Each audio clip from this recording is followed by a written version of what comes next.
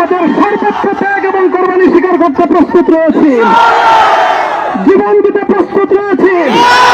আল্লাহর জমিনে আল্লাহর দিনের ঝান্ডা সমুন্নত করেই আমাদের যাত্রা থামবে ইনশাআল্লাহ। হয়তো শাহাদাত, নয়তো খেলাফত ইনশাআল্লাহ।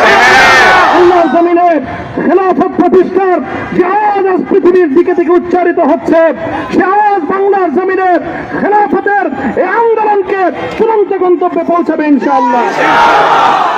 আমি বাংলাদেশের আলেম সমাজ, হেফাজতে ইসলাম বাংলাদেশ সহ বাংলাদেশ খেলাফত মজলিস সহ সকল ভ্রাতৃপ্রতিম সংগঠন, সকল ধর্মপ্রাণ, ইসলামপন্থী বিভিন্ন ছোটখাটো মতভেদ, মতবিরোধ, মত পার্থক্যের ঊর্ধ্বে উঠে যারা ইলাহি কালিমাতুল্লাহর এই এক বাণীতে বিশ্বাসী, আল্লাহর জমিনে আল্লাহর দ্বীন কায়েম করতে চাই, আমাদের তাআলাউ ইলা কালিমাতিন সাওয়াইন বাইনানা ওয়া বাইনাকুম